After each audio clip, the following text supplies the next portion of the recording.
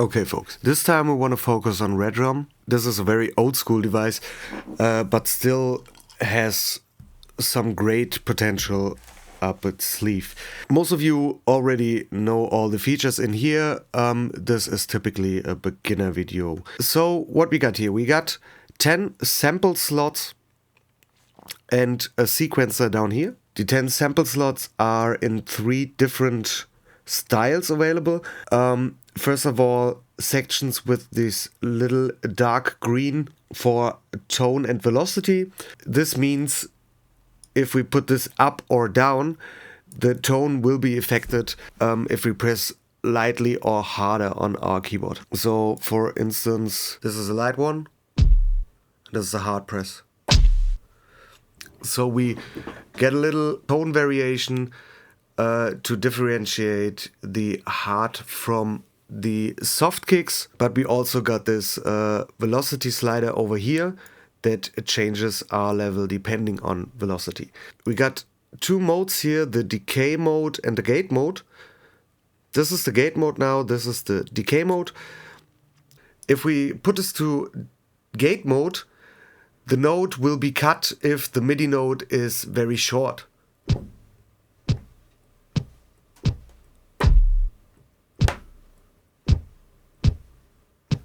If I just give a very short tap, the note will be silenced immediately as soon as I release the note. The second module is the normal green module, which has this velocity to start option. We got this on 3, 4, 5, 8 and 9. And if we play the hi-hat rare here on slot 9, we can, this is the normal sound. I raised the starting point, so the start of the sample begins, the start of the sound you hear begins a little bit after the real start of the sample. And with this velocity slider, we now could say if I have little volume, on slot 8 it's better to hear.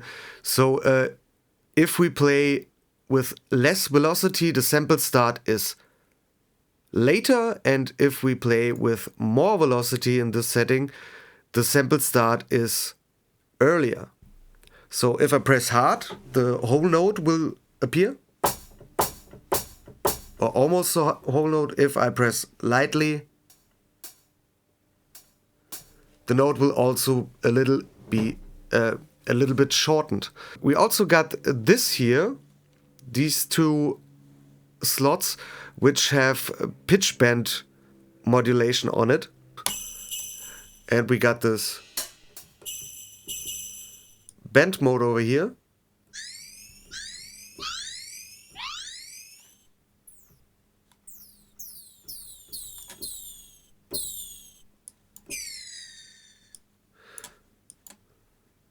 We could do very cool pitch bending stuff, and also we got this velocity to pitch rate.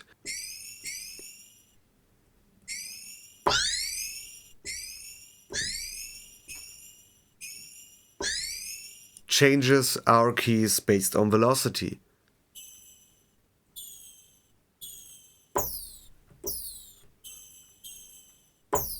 Of course, we can pan every element to the left or the right. And we also got separate outs for every element as well as a send out. The send out could be used to send only specific sounds to the send out, or even to make a premix for or even make a separate mix for your drummer. So if you got the Redrum as your drum machine in Reason, and you want a drummer to play after it, you easily could set up different send volumes for the drummer so he could hear everything he needs to hear, and put it out here. Other cool, useful thing is we could use the send, only send 1 for the bass drum, and send 2 for our snare, for example, and get our sidechain triggering via the send out. On the left side of the device, we got this patch select option and also 2 buttons. High quality interpolation gives you a better audio quality. It's on by default, so I wouldn't mess around with this if I don't need to. And we get channel 8 and 9 exclusive.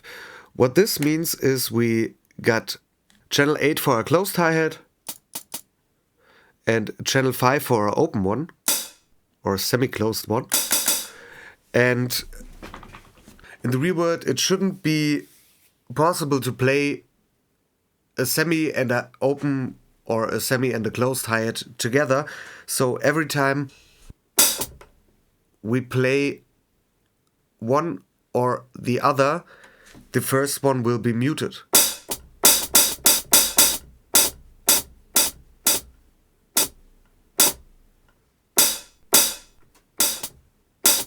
This gives your drums a little bit more realistic feel to it. Now to the sequencer. Most of you, as I said, most of you already know this. We got 8 patterns on 4 banks, so 32 options to program a pattern. By default, this enable pattern section is activated. What this means, if I hit run, we also get the run activated on Redrum. As soon as we programmed something in and we get the pattern to our sequencer in Reason, using this here, we got this in our sequencer, but this button is also selected, means if I hit run, we would hear the MIDI notes from this sequencer clip and also the MIDI notes from the sequencer in Redrum. To prevent this, we just click this button and Redrum wouldn't run on its own. All stuff in here is pattern related. So for instance, if I raise the amount of steps in pattern 1 and go to pattern 2, it jumps back to 16, so to the standard. We could put this up to 64, so we get 4 times these sequencer buttons here, and we could change in which row we are by choosing this slider. So just for demonstration purposes, this is the first line, this is the second lane. As you see, the drums stay in the places where I click them in. We also got this dynamic slider here, which can give us harder or softer notes. But there's a little cool trick. If you hit shift whilst clicking the pad, you always get a hard note. And if you press alt, you always get a soft note. So for instance, I could easily set up this velocity pattern here without having to manually switch this, which makes a huge workflow improvement. Also, the sequencer steps are slot dependent. So if we make our kick here and select our next instrument, like this clap on 3, if I click 3, they are gone, but they're just hidden. So we only can see one slot at a time at the sequencer down here. We also got this flam option, which is basically if the drumstick hits the tom or the snare or whatever twice. If I place a note here and click this red dot up here, we get a flam. If we activate this red little dot and open the flam strengths,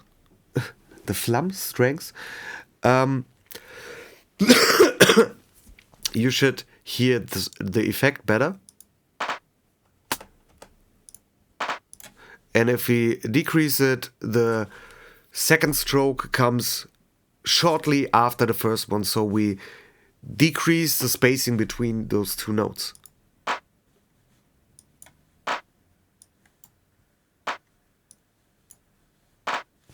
Which can lead to interesting rhythm patterns. The resolution knob here is also slot dependent, so you cannot automate this resolution knob here, but what you can do is you could treat it like the steps. So if I go here to 1/32 and we go back, it's still on 16. So you could set up your patterns with different timing resolutions, which is very handy. The same goes for the shuffle knob. So you could play drums with shuffle in one pattern and without in another pattern. The shuffle is linked to the global shuffle. So if you go to the groove mixer, the global shuffle is set to A2, and we could predefine how much groove we want in our global shuffle. A very cool trick with the Redrum, or even with other drums in particular, you could use the gate out of one slot to trigger another slot when using the gate in. So you easily could chain up everything in here, if you ever need that. And just by clicking slot 1, we trigger all the others. This is very useful if you load your Redrum up with only kicks, and all these kicks get mushed together to one, or mixed together to one big kick, so you could easily layer your sounds with Redrum. Okay, I guess that's everything I got to say about Redrum. It's one of my favorite drum tools in Reason, just because I know it so long and so well that it's easy for me to get my head around what I'm doing while I select samples and stuff.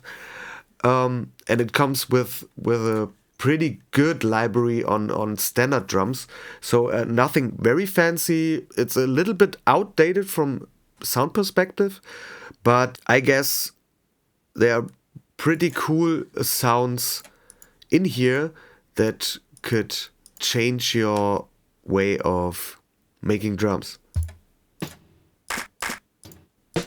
Pretty coherent presets in here. Okay guys, that's enough for today. I hope you enjoyed it. Please leave a like and a comment down below. If you aren't subscribed, please consider subscribing. It helps a lot. I guess we'll see us next time. Have a great day. Until next time. Bye.